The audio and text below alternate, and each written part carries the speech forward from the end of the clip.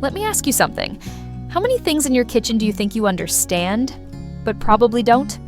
Because for years, I was convinced I knew exactly what I was doing with pork. And then I found out I didn't. Not even close. Today, we're breaking down 7 of the most common pork myths Americans still believe. Some of them sound reasonable, some of them sound ridiculous, and all of them are totally wrong. So if you've ever stared at a pack of pork wondering why it's bleeding, or boiled pork into a dry, tragic brick out of fear, this video is for you. All right, let's jump in. Myth 7. The red liquid in raw pork is blood. All right, let's start with the myth that refuses to die. You open a pack of pork, maybe a nice pork chop or a rack of ribs. You see red liquid pooling at the bottom. You immediately think, ew, blood. And for years, people have been saying exactly that. Except it is not blood. Not even close.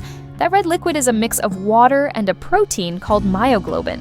Myoglobin lives inside muscle cells, storing oxygen. It contains iron, which gives it a red or pink tint that looks suspiciously like blood. But it is absolutely not blood. When animals are processed, nearly all actual blood is removed. What remains in the meat is simply myoglobin and moisture being squeezed out of the muscle fibers. And the reason pork looks pale compared to beef is because pork contains much less myoglobin. Beef is loaded with it, which is why it is bright red. Pork is lower, so it leans pink. Here is where things get interesting. Myoglobin changes color depending on how much oxygen it is exposed to. Freshly cut pork or vacuum-sealed pork may appear purplish or a dull pink. The moment it meets oxygen, it brightens into that fresh reddish pink color people like to see. Leave it exposed too long and it oxidizes, turning brown or grayish. This color change is normal. The USDA straight up tells consumers not to use color as the deciding factor for freshness.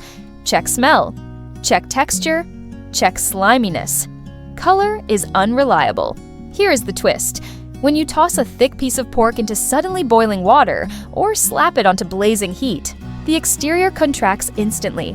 The muscle fibers tighten up and trap the myoglobin inside. This can make the inside appear pink even when the pork is fully cooked and safe, sometimes even above 160 degrees Fahrenheit. So the old rule of, if it looks pink, it is raw, is not just outdated, it is wrong. Use a thermometer. Do not rely on color unless you want to continue living in the pork version of the Dark Ages. Myth 6. Blanching pork in boiling water makes it cleaner. This one is pure chaos energy. Some people believe that if you buy pork, rinse it, then dunk it into boiling water for a minute or two, the boiling water will magically remove dirt, bacteria, impurities, bad vibes, sins of your ancestors, everything. The idea sounds slightly logical, but in reality, it does absolutely nothing.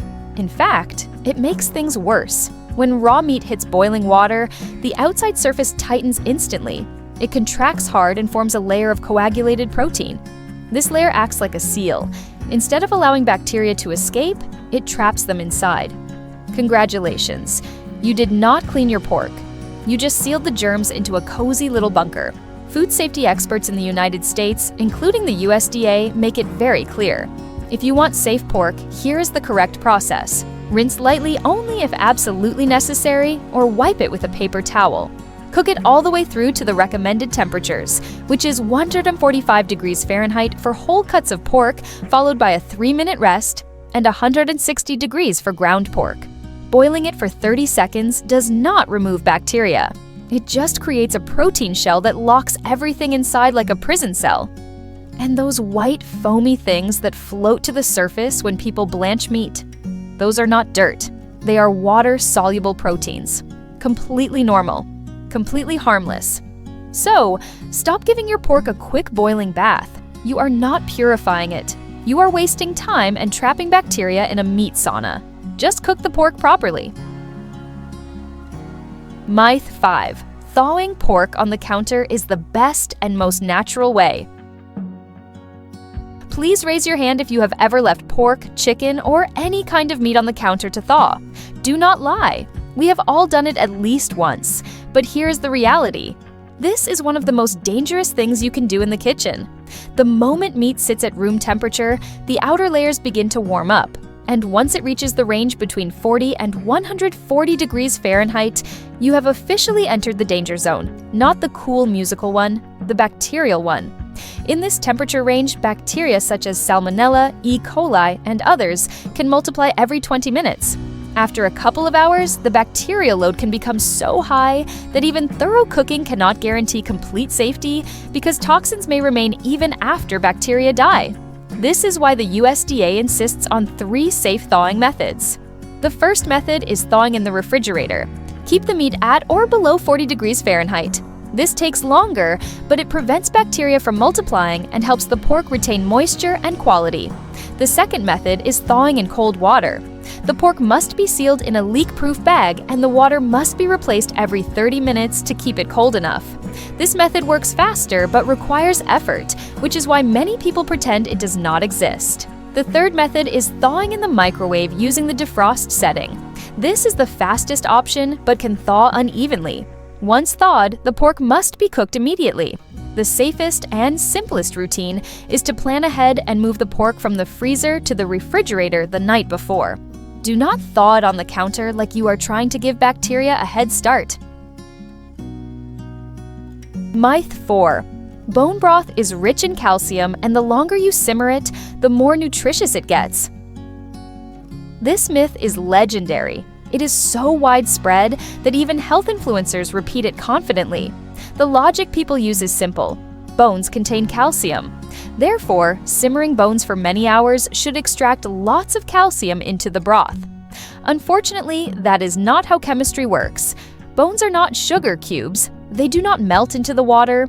The calcium in bones is locked within something called hydroxyapatite, a mineral structure that does not dissolve easily in water. Even when simmered for many hours, studies show the amount of calcium released into bone broth is extremely small, often less than a few tenths of a milligram per serving.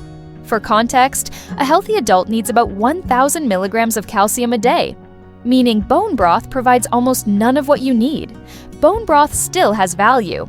It contains gelatin, collagen, amino acids, minerals, and flavor. It is great for making soups richer and more satisfying. But calcium? No, almost non-existent. Here comes the twist. Many people think simmering bone broth for longer equals more nutrients. The truth is the opposite. If you simmer too long, heat will break down proteins and degrade heat-sensitive vitamins and compounds. The sweet spot for stovetop bone broth is usually between 4 and 8 hours. It extracts enough flavor, collagen, and some minerals without damaging the nutritional profile. Using a pressure cooker takes about 1 to 2 hours. Simmering 24 hours might sound intense and wholesome, but what you end up with is just very tired water. Tasty tired water, but tired water nonetheless. Myth 3. Hot, freshly killed pork is safer than chilled pork. In some cultures, freshly slaughtered meat is seen as the gold standard of quality. People think if pork is still warm, it must be safer. If it is fresh, it cannot possibly be contaminated. But here's the truth. Warm meat is basically Disneyland for bacteria. The moment the animal is processed and the meat sits at warm temperatures, bacteria begin multiplying rapidly. Researchers have found that pork left at room temperature after slaughter can become contaminated with salmonella or other pathogens within hours. Even if the animal was healthy and handled properly, improper temperature control ruins everything. Meanwhile, properly chilled pork, cooled to between 32 and 40 degrees Fahrenheit shortly after slaughter, is significantly safer.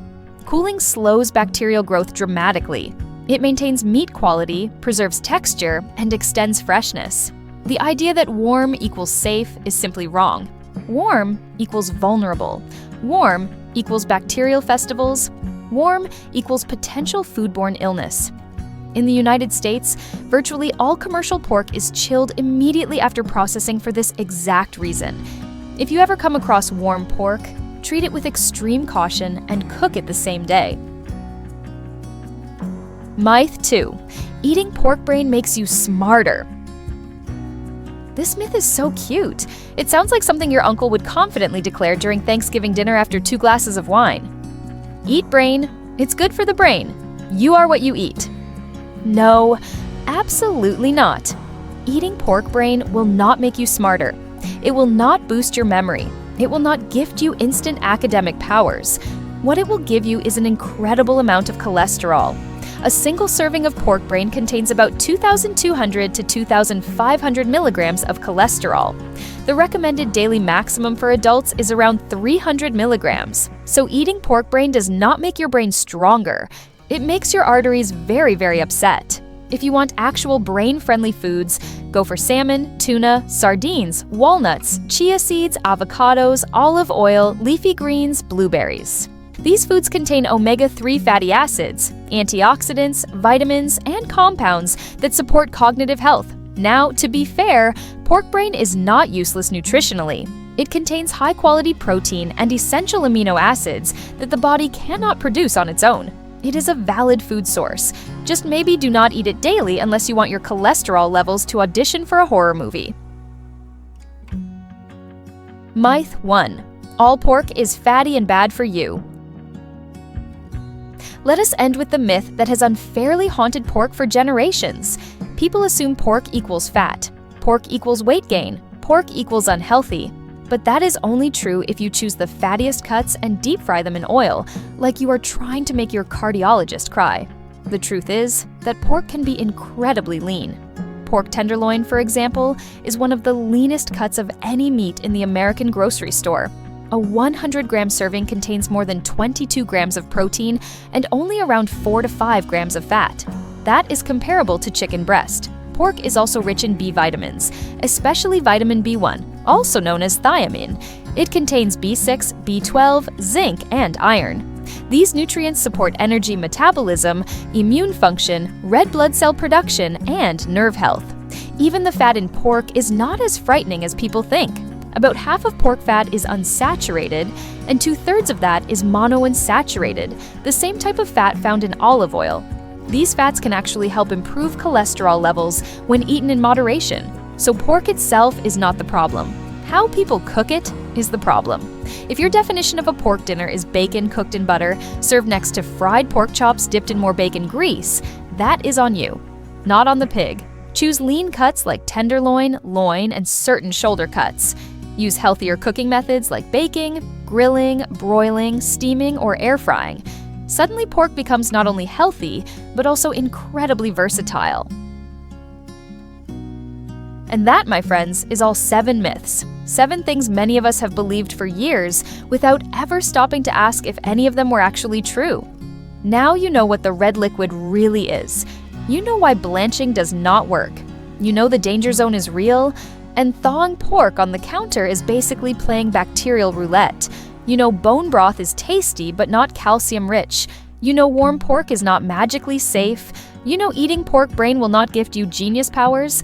And you know that pork can absolutely be lean, healthy, and nutritious. If you enjoyed this deep dive into pork myths and want more content just like this, do not forget to like, comment, subscribe, and turn on notifications so you catch the next one the moment it drops. Thanks for watching. See you in the next video. Bye.